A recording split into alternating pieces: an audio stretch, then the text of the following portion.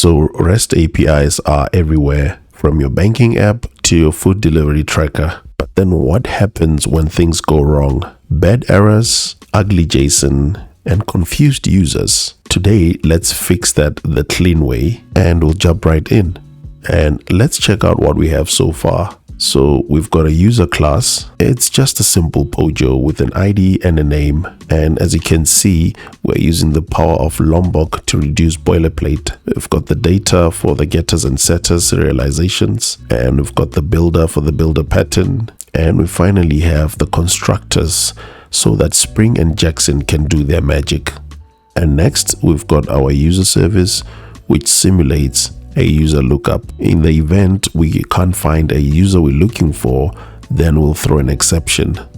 And we also have an entry point into all the code you've seen so far, and that is through our users controller. And paying closer attention, you can see the endpoint that fetches a user by ID from our service, and also have the web application up and running. And you probably wondered where we're fetching our data from. This is from our mocked utility, which only has 2 users. And coming into our REST API testing tool, this works just fine. But then if we look for a user that does not exist, we then have an unexpected error. As you can see, the error is not clear and really doesn't tell us what's wrong, even though we know it's because user with ID 3 does not exist in our data. And coming back to our code, we know that the error was thrown from our service class. But the problem is that our controller is not handling the exception. And the truth is, to solve that, we could wrap this in a try-catch block, followed by the changes to our method signature. And then running this change could potentially solve our problem. As you can see, the error is telling us something useful.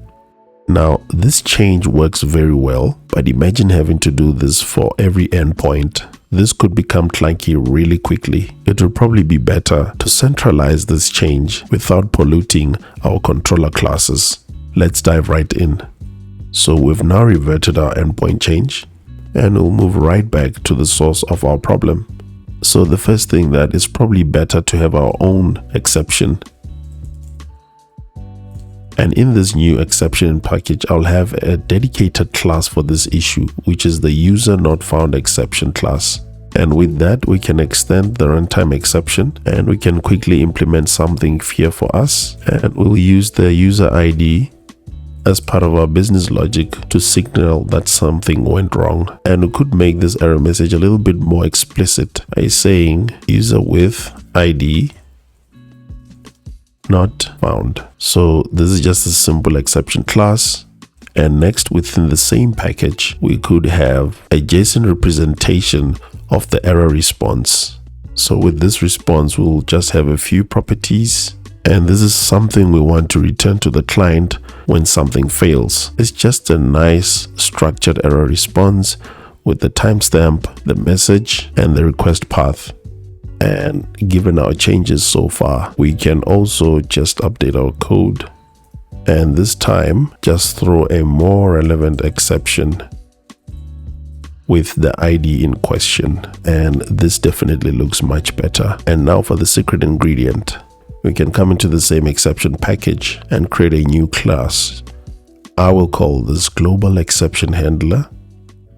And the first thing we'll do in this class is annotate it with ControllerAdvice. As you can see, it's now registered as a Spring Bean, and we'll have an exception handler for our UserNotFoundException. So this will be a public response entity of type error response that we've just created, and we're going to call this handle UserNotFoundException. Just indent this a little bit more for readability, and we can give this a name. And the second parameter that it takes is the actual request of the user. And the first thing we'll do is to create a new error response, which will have an error message from our exception, and the path will come from our request object. And we can assign this to a variable and indent this a little bit for readability. And the last line in this is to return a new response entity that contains our error message. And what we can do here is map this method to handle exceptions that are off UserNotFoundException. So a quick recap, the ControllerAdvice is a Spring annotation and it allows us to define global exception handlers which it will apply to all controllers.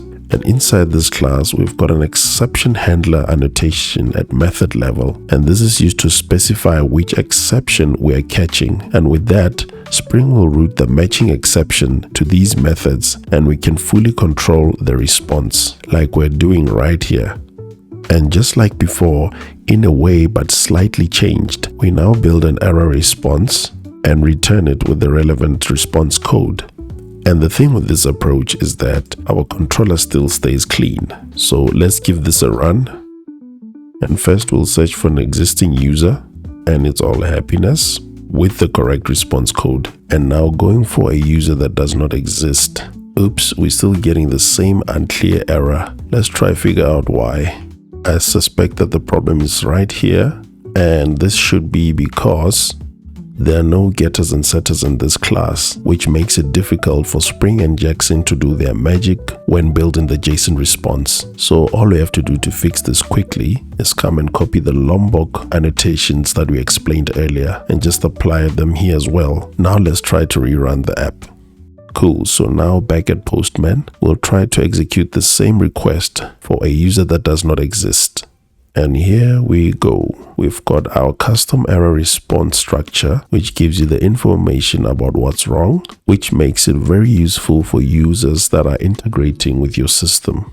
So there you have it, a quick recap on why this is better. You've got clean controller code, no try-catch clutter.